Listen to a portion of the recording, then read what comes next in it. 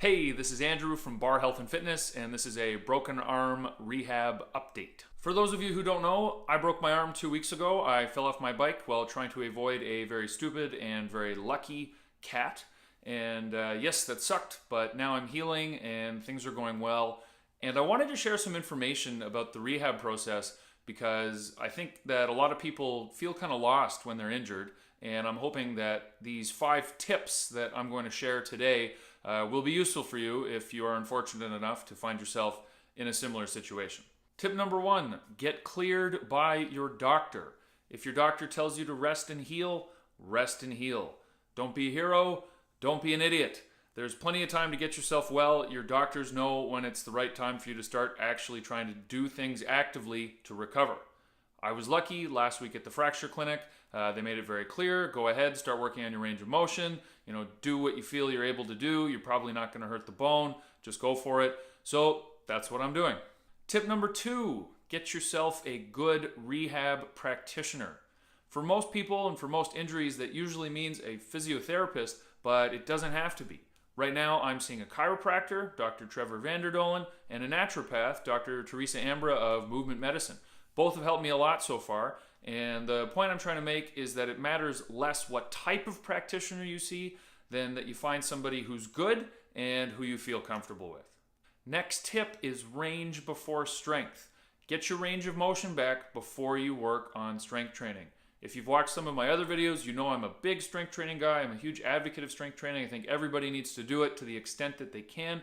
But in the instance of an acute injury, your range of motion is absolutely essential. And if you don't work on it in the early days and weeks, once you're able to, it's going to be a lot more difficult to get it back further down the line.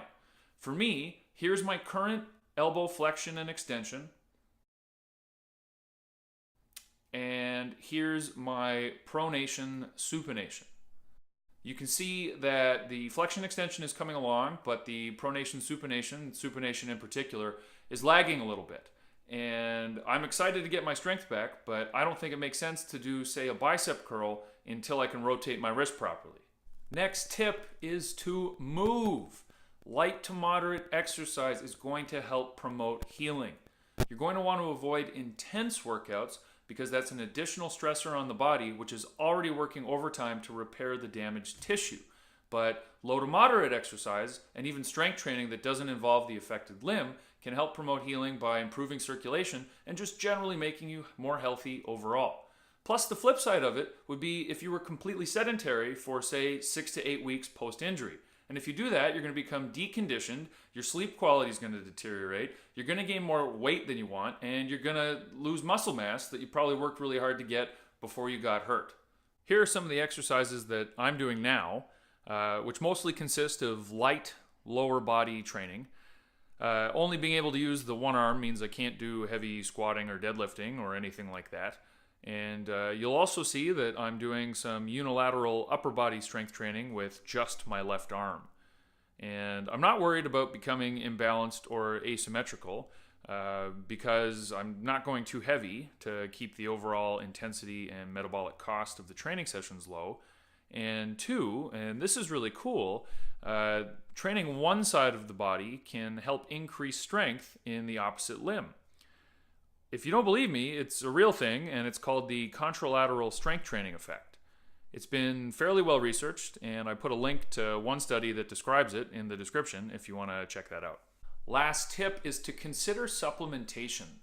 Creatine and glutamine have been shown to prevent muscle wasting during times of inactivity, and there are lots of other supplements that can help manage inflammation and generally promote healing as well. I just want to give a shout out to Teresa again from Movement Medicine for the recommendation for glutamine and creatine.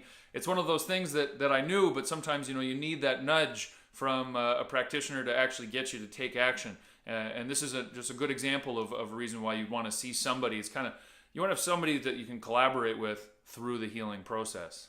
All right, so these were my top 5 injury rehab tips. Just to reiterate, the most important thing is to get cleared by your doctor, to start doing stuff, and then to get a good practitioner in your corner to help you through the rehab process. Once you've done that, though, it's really up to you how much better you get. And whether or not you actively participate in the rehab process has a huge impact on your final outcomes. Hopefully you found today's video useful, and if you did, make sure you click the link to sign up for my mailing list so you never miss another training tip. And as always, if you want to learn more about my training and coaching programs, head on over to barhealth.com and check that out.